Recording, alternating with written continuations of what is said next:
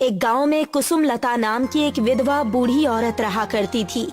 कुसुमलता का एक ही पुत्र था जो कुछ वर्ष पहले ही शहर में जाकर बस गया था। कुसुमलता गांव में लिट्टी चोखा बेचकर अपना गुजारा करती थी। एक दिन कुसुमलता ठेले पर लिट्टी चोखा बेच रही थी कि तभी उसके गांव का एक व्यक्ति प्रेमपाल वहां पर आ गया। कैसी हो अम्मा? ईश्वर की कृपा है बेटा। आजकल देख रहा हूँ कि तुम्हारे लिट्टी चोखा बहुत कम बिक रहे हैं। पहले से कम जरूर बिक रहे हैं, लेकिन मेरी इतनी बिक्री हो जाती है कि मेरे घर का चूल्हा जल जाता है। अब तुम्हारे घर में तुम्हारे अलावा और कोई तो है नहीं। एक पुत्र था, वो भी तुम्हें छोड़कर शहर में जाकर बस गया, और इस उम्र में तुम खाते ही कितना होगी। यहाँ पर किसी काम से आए थे प्रेमपाल? देखिए अम्मा, मुझे तो आपकी लिट्टी चोखा बिल्कुल भी अच्छी नहीं लगती। उनमें स्वाद नाम की कोई चीज ही नहीं है। ये तो अपने अपने मन की बात होती है।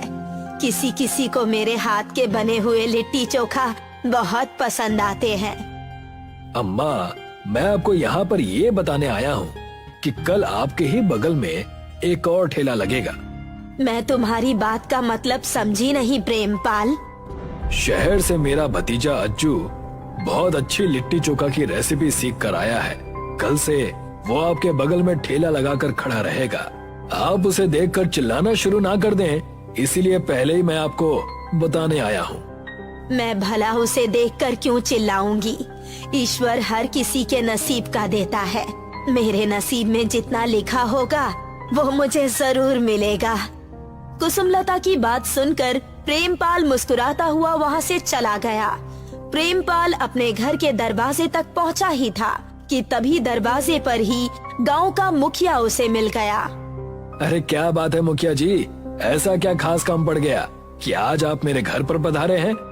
तुम्हारी और कुसुमलता की बात मैं काफी देर से सुन रहा था। तो आप कहना क्या चाहते हैं मुखिया जी?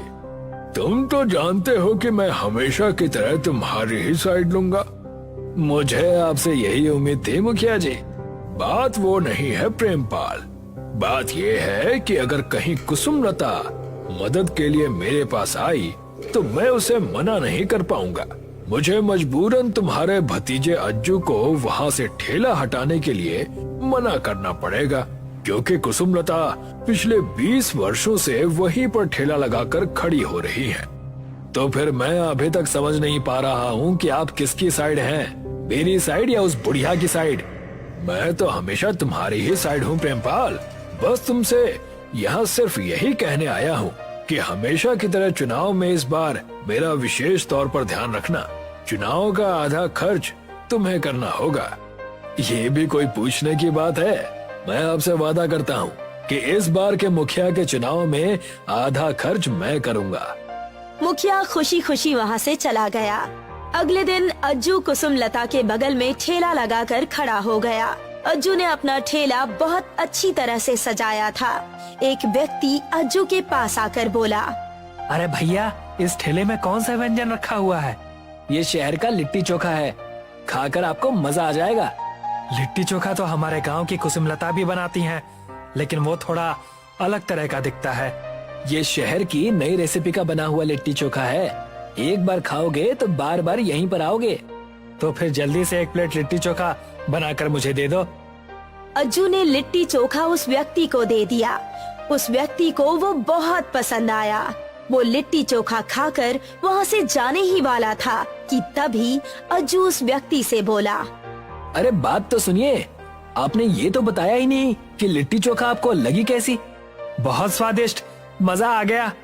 तो फिर गांव में जाकर मेरी तारीफ कीजिएगा और कहिएगा कि गांव के सभी लोग मेरे पास ही लिट्टी चोखा खाने आए, ना कि इस बूढ़ी औरत के पास।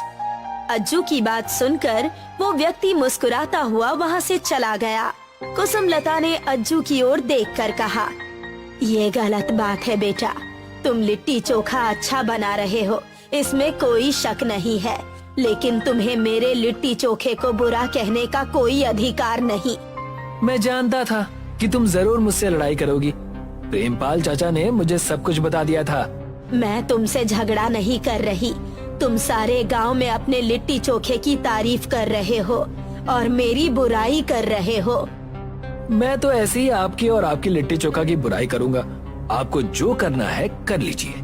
उस दिन के बाद कोई भी अगर गलती से कुसुमलता के ठेले पर आ जाता तो अज्जू उसे अपने हाथ का बनाया हुआ मुफ्त में लिट्टी चोखा खिलाता। उस व्यक्ति को अज्जू के हाथ का बना हुआ लिट्टी चोखा बहुत पसंद आता। धीरे धीरे करके अज्जू ने कुसुमलता के सारे ग्राहक तोड़ दिए। कुसुमलता मजबूरी में गांव के मुखिया के पास चली गई। क्या बात है कुसुमलता जी, आज आपको गांव के मुखिया की याद कैसे आ गई? आप तो ऐसे बोल रहे हैं मुखिया जी जैसे कि आप कुछ जानते ही नहीं। अरे ये छोटा सा गांव है, अगर किसी को छींक भी आती है तो पूरे गांव को पता लग जाता है। मुझे पता है कि तुम जरूर प्रेमपाल के भतीजे अज्जू की शिकायत लेकर आई होगी, लेकिन जिस पेड़ के नीचे तुम ठेला लगाकर खड़ी रहती हो वो जगह तुम्हारी नहीं है, गांव की है, और वहाँ पर हर किसी को ठेला लगाने का अधिकार है। आप मुझे गलत समझ रहे हैं मुखिया जी। मुझे अज्जू के ठेला लगाने से कोई ऐतराज नहीं है, लेकिन जिस तरह से वो मेरे ग्राहक तोड़ रहा है और मेरे बनाए हुए लिट्टी चोखे की सब जगह बुराई कर रहा है, बस वो गलत है। तो तुम्हारा मुंह किसने रोका है कुसुमलता? तुम भी उसके लिट्टी चोखा की बुराई करो। अगर वो मुफ्त में ग्राहक को लिट्टी चोखा खिलाता है तो तुम भी खिलाओ। बस तुम्हारी और उसकी लड़ाई यहाँ तक नहीं आनी चाहिए। अब तुम जा सकती हो। कुसुमलता निराश होकर वहाँ से चली गई। कुसुमलता बहुत अच्छा लिट्टी चोखा बनाती थी, मगर अब गांव का कोई भी व्यक्ति उसके लिट्टी चोखा की ओर देखता तक नहीं था। एक दिन की बात है, एक 10 वर्षीय बच्ची जो कि बहुत ही गंदे कपड़े पहनी हुई थी, अज्जू के ठेले के पास आकर खड़ी हो गई। मुझे बहुत तेज भूख लगी है। तुम्हारे गंदे कपड़े देखकर तो मुझे ऐसा लग रहा है कि तुम्हारे पास खाने के पैसे भी नहीं होंगे। आपने बिल्कुल सही कहा, मेरे पास पैसे नहीं है, मुझे कुछ खाने को दे दीजिए ना। अरे अगर भीख मांगनी है ना तो जाकर गांव में मांग, मेरे ठेले के सामने खड़े होकर मत मांग। भाग यहाँ से, वैसे भी धंधे का टाइम है। वो छोटी बच्ची निराश होकर कुसुमलता के ठेले के पास आकर खड़ी हो गई। क्या बात है बेटी? मुझे बहुत जोरों से भूख लगी है। तुम्हारा नाम क्या है? मेरा नाम राधा है। कुसुमलता ने एक प्लेट लिट्टी चोखा राधा को दे दी। राधा कुछ ही देर में वो सारे खा गई। और खाओगी क्या बेटी? हाँ, ये तो बहुत स्वादिष्ट है। कुसुमलता ने मुस्कुराते हुए एक प्लेट और राधा को पकड़ा दी। राधा वो दूसरा प्लेट लिट्टी चोखा खाते हुए मुस्कुराती हुई बोली, आप तो बहुत अच्छा लिट्टी चोखा बनाती हो। हाँ, लेकिन मेरे हाथ का बना हुआ लिट्टी चोखा अब गांव का कोई व्यक्ति नहीं खाता। अगर आप लिट्टी चोखा में मैगी भी मिला दे तो आपकी मैगी लिट्टी चोखा का कोई जवाब नहीं होगा। जो कोई भी खाएगा ना, वो फिर कभी स्वाद को भूल नहीं पाएगा। अरे बिटिया, मैं गांव की अनपढ़, हमारे जमाने में तो लोग मैगी को जानते तक नहीं थे, मैं कैसे बना सकती हूँ। आप चिंता मत कीजिए, मैं कल सुबह 5 बजे आपके घर आऊंगी। मैं आपको सारी प्रक्रिया समझा कर चली जाऊंगी। इतना बोलकर राधा वहाँ से चली गई। कुसुमलता ने उसकी बात पर कोई ध्यान नहीं दिया। सुबह 5 बजे कुसुमलता प्रातः काल ही उठ जाया करती थी। कुसुमलता सोकर उठी ही थी कि तभी उसके दरवाजे की कुंडी बजने लगी। इतनी सुबह सुबह कौन हो सकता है, जाकर देखती हूँ। कुसुमलता ने जैसे ही दरवाजा खोला तो उसके सामने राधा खड़ी हुई थी, जिसके हाथ में एक छोटी सी मशीन थी। अंदर आ जाओ राधा, मैं तो तुम्हारे बारे में भूल ही गई थी। मुझे पता था कि आप भूल जाएंगी, लेकिन मुझे याद था। ये तुम्हारे हाथ में क्या है? ये एक मशीन है। इस मशीन के अंदर अपने हाथ का गुना हुआ आटा जैसे ही डालेंगी ना, इसके अंदर से बहुत सारी मैगी निकल आएगी और उस मैगी को आप लिट्टी चोखा में मिला देना। फिर देखना, सारा गांव मैगी लिट्टी चोखा की सुगंध से चौंक जाएगा। कुसुमलता ने ऐसा ही किया। उसने अपने हाथ का गुना हुआ आटा उस मशीन में डाला और उस मशीन से बहुत सारी तैयार की हुई मैगी निकलने लगी। राधा कुसुम को मैगी लिट्टी चोखा बनाने की विधि समझाने लगी। कुछ ही देर में कुसुम लता सब समझ गई। अब मैं जा रही हूँ, कुछ दिन बाद आऊंगी, तब तक ये मशीन आप ही रख लीजिए। अगले दिन कुसुम लता ने मैगी लिट्टी चोखा का ठेला लगाया। अरे ये क्या अम्मा, आपने तो इस लिट्टी चोखा में मालूम पड़ता है कि मैगी मिला दी है। ये तो जहर बन गया होगा, अब इसे भला कौन खाएगा। तभी वहाँ से एक व्यक्ति गुजर रहा था। वो व्यक्ति तुरंत कुसुम लता के पास आकर बोला, अरे बड़ी अच्छी सुगंध आ रही है, ये किस व्यंजन की सुगंध है? मेरे हाथ की बनाई हुई मैगी लिट्टी चोखा की। कमाल है, जहाँ तक मैं जानता हूँ तो चोखा और मैगी अलग अलग व्यंजन है। इस तरह का मिक्स व्यंजन तो मैंने कभी नहीं खाया। जल्दी से एक प्लेट मेरे लिए लगा दीजिए। कुसुम लता ने एक प्लेट में मैगी लिट्टी चोखा उस व्यक्ति को निकाल कर दे दी। वो व्यक्ति कुछ ही देर में सब खा गया। अरे वाह, मजा आ गया। उस व्यक्ति ने कहा कि ये इतना स्वादिष्ट होगा उसने कभी सोचा भी नहीं था। इतना बोलकर वो व्यक्ति वहाँ से चला गया और अज्जू गुस्से से अपने दांत पीसता हुआ रह गया। कुछ ही दिनों में पूरे गांव में कुसुम लता के हाथ का बनाया हुआ मैगी लिट्टी चोखा प्रसिद्ध होने लगा। अब दूसरे गांव के लोग भी कुसुम लता के हाथ का बनाया हुआ मैगी लिट्टी चोखा ही खाने आते थे और यही बात अज्जू को अंदर ही अंदर बहुत परेशान कर रही थी। अब अज्जू के ठेले के सामने कोई कुत्ता भी नहीं खड़ा होता था। अज्जू क्रोधित होता हुआ प्रेमपाल के पास जाकर बोला, ये क्या है चाचा, रोज मुझे नुकसान पर नुकसान हो रहा है, आप कुछ करते क्यों नहीं है? चिंता मत करो, आज शाम को ही मुखिया से इस बारे में बात करूंगा। उससे कहूंगा कि मैं चुनाव में आधी रकम मुफ्त में खर्च नहीं करने वाला। अगर मैं आधी रकम खर्च कर रहा हूँ तो बदले में मुखिया को भी मेरा साथ देना होगा। प्रेमपाल शाम के समय मुखिया के पास चला गया। मेरी आंखों के सामने से कुछ भी छुपा नहीं है प्रेमपाल। कुसुम लता की बनाई हुई मैगी लिट्टी चोखा अब दूर दूर तक गांव में प्रसिद्ध हो चुकी है। उसकी सफलता से अब मुझे भी जलन हो रही है। ठीक है, मैं कुछ न कुछ करता हूँ। अगले दिन मुखिया कुसुम लता के ठेले के पास आकर बोला, कुसुम लता जी, तुम्हें अपने इस ठेले को कहीं और लगाना होगा। लेकिन ऐसा क्यों? क्योंकि इस जगह को प्रेमपाल ने खरीद लिया है, अब ये उसकी संपत्ति में आती है। कुसुम लता मुस्कुराती हुई मुखिया की ओर देखकर बोली, मुझे अब ठेला लगाने की कोई आवश्यकता भी नहीं है मुखिया जी, क्योंकि मैंने गांव की दुकान खरीद ली है। अब मैं दुकान में मैगी लिट्टी चोखा बनाकर बेचा करूंगी। कुछ ही दिनों बाद कुसुम लता ने गांव में ही बहुत अच्छी दुकान तैयार करवा ली और उसने अपना घर भी बहुत अच्छा बनवा लिया था। एक रात कुसुम लता बैठी हुई राधा को याद कर रही थी कि तभी कोई उसका दरवाजा खटखटाने लगा। कुसुम लता ने जैसे ही दरवाजा खोला, उसने देखा कि राधा बहुत अच्छे कपड़े पहने हुए एक सुंदर व्यक्ति के साथ खड़ी हुई थी। मैं यहाँ से जा रही थी तो सोचा कि आपसे मिलती जाऊं। तुम्हारी मशीन मेरे पास रखी हुई है, क्या तुम उसे अपने साथ नहीं ले जाओगी? दरअसल वो एक जादुई मैगी लिट्टी चोखा बनाने वाली मशीन है। मैं कुछ समझी नहीं। हम इस दुनिया के वासी नहीं हैं, बल्कि आप कह सकती हो कि हम जादुई दुनिया के वासी हैं और ये मेरे पिता हैं। हम अक्सर आपका अपमान होता हुआ देख रहे थे, जो कि हमें बिल्कुल भी बर्दाश्त नहीं हुआ। मैं अपने पिता के कहने पर ही ये मशीन आपको देने आई थी। अब से ये मशीन आपकी हुई। मैं आपसे मिलने आती रहूंगी। इतना कहकर राधा अपने पिता के साथ वहाँ से चली गई। कुसुम लता ने मुस्कुराते हुए दरवाजा बंद कर दिया। कुसुम लता आज भी उस जादुई मशीन से जादुई मैगी लिट्टी चोखा बनाती है। मलकापुर नाम का एक गांव था। वहाँ श्यामलाल अपने छोटे लाल और बेटी विमला के साथ रहता था। घर में माँ न होने की वजह से घर की देखभाल भाई बहन बखूबी करते। दोनों भाई बहन रेडी पर मैगी छोले कुलचा बेचने का काम किया करते थे। पूरे शहर में सबसे अच्छा व्यापार उनका ही था।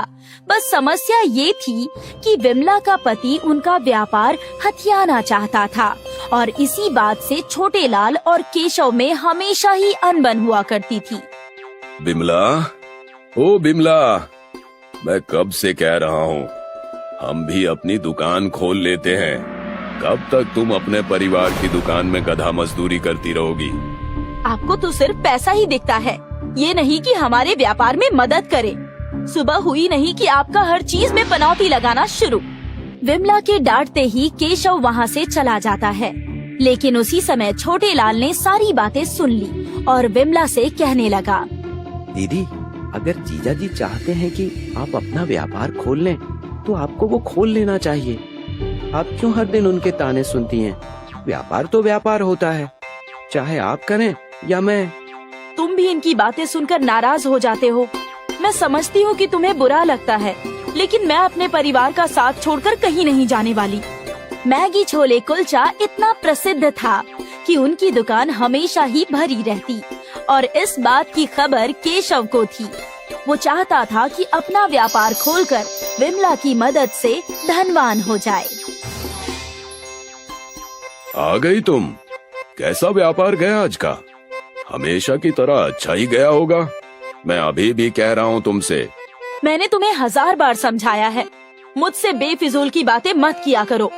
थक हार कर मैगी छोले कुलचा दिन भर बेचती हूँ और तुम मुझे अपने मन का पाप मत सुनाओ। विमला के कड़क व्यवहार की वजह से केशव शांत हो गया और मन ही मन सोचने लगा, इन भाई बहन को अलग करना होगा, तभी कोई बात बनेगी। केशव अपने विचार अनुसार षड्यंत्र रचने लगा और मैगी छोले कुलचे के दुकान पर कुछ चोरों को घुसाकर सारे पैसे छोटे लाल के घर यानी उसके कमरे में रखवा दिया। हाय राम, हम लुट गए, चोरी हो गई हमारे दुकान में, हे भगवान। विमला की आवाज सुनकर गांव वाले और कई दुकानदार वाले वहां पहुंच गए। उन्हें देखकर केशव खुश हो गया और अपनी अगली चाल चलने लगा।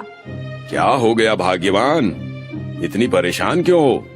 हमारे दुकान में चोरी हो गई। कल रात को ही सारे पैसे यही रखे हुए थे, किसी ने सब चुरा लिया। ये सब कैसे हो गया? मैंने रात को ही सारे पैसे आपके सामने संभाल के रखे थे। बहुत नुकसान हो गया। अब हम क्या करेंगे, कहाँ जाएंगे, फिर से कैसे व्यापार खड़ा करेंगे? हमारे साल भर की मेहनत थी वो।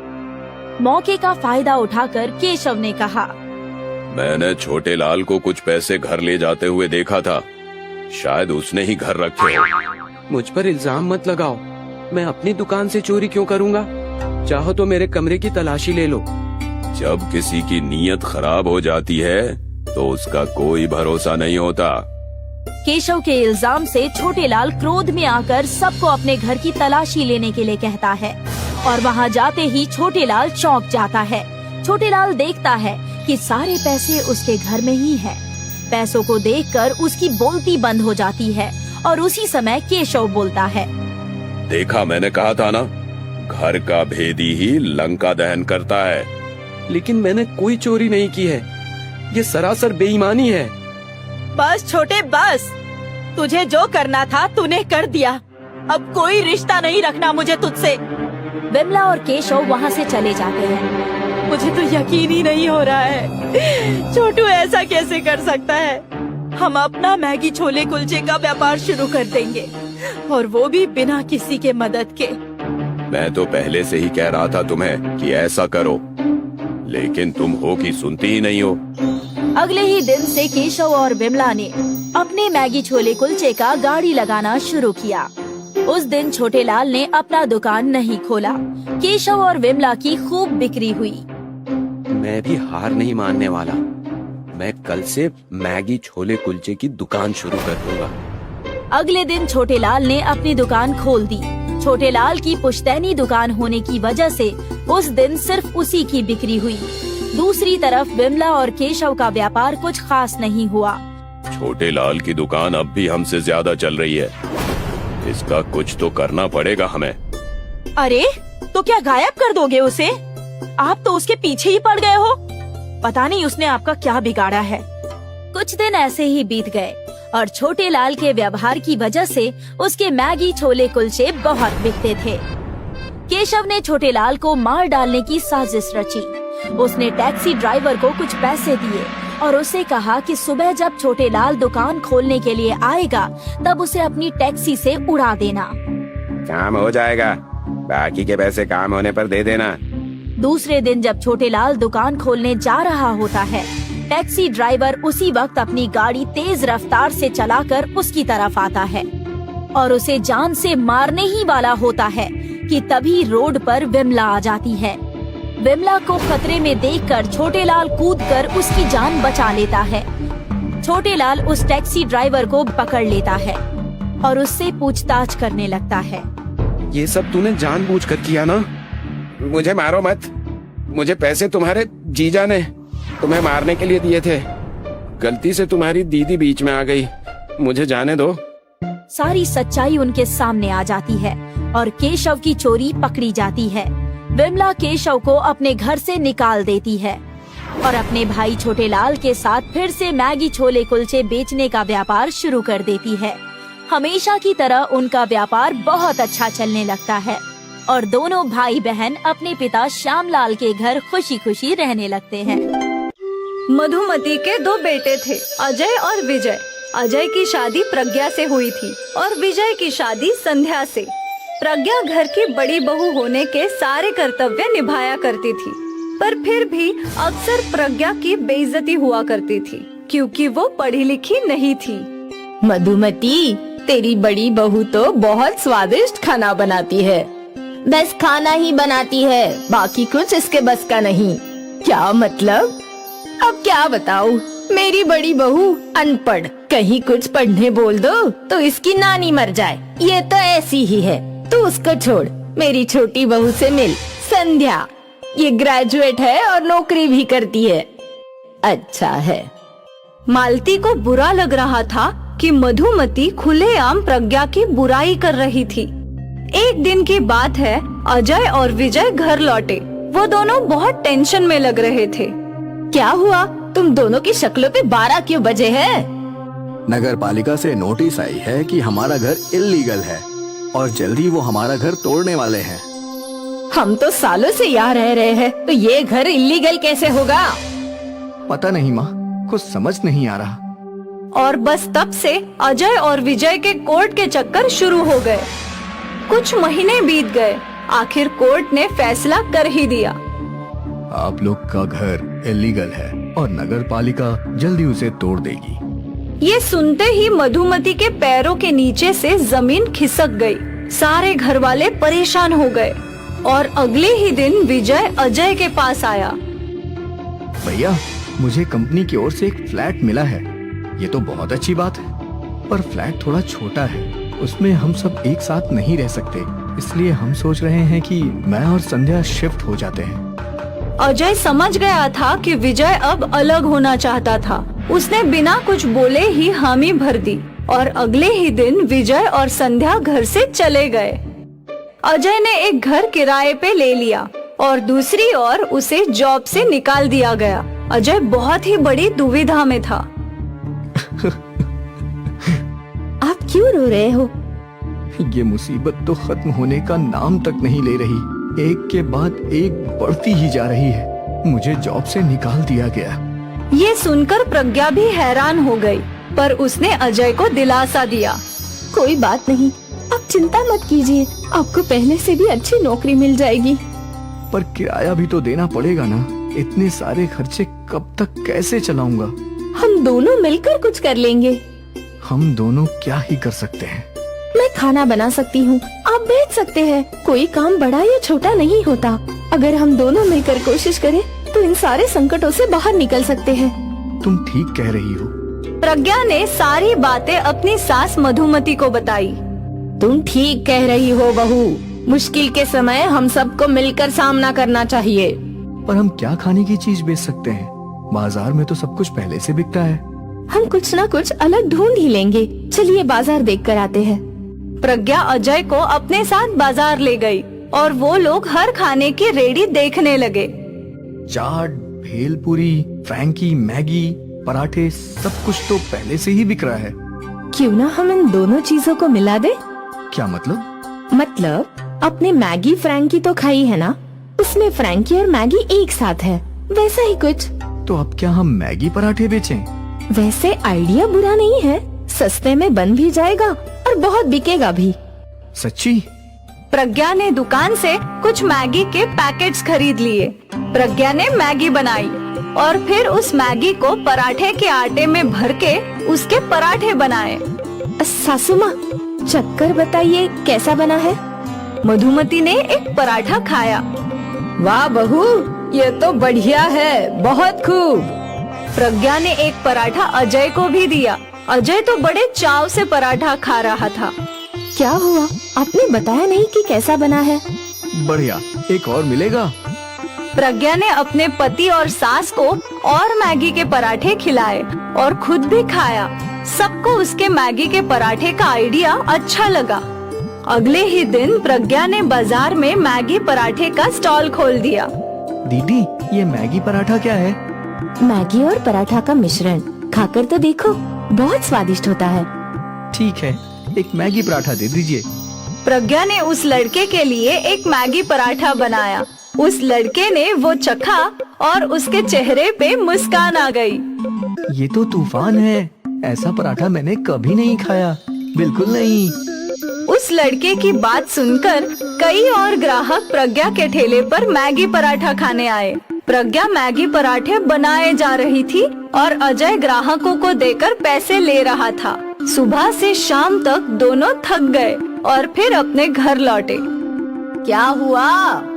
क्या नहीं हुआ वो पूछो माँ। सुबह से ग्राहक आते ही जा रहे थे। हम दोनों तो थक गए, लेकिन ग्राहक रुकने का नाम ही नहीं ले रहे थे। आज इतने दिनों बाद अजय और मधुमती के चेहरे पे मुस्कान आई थी।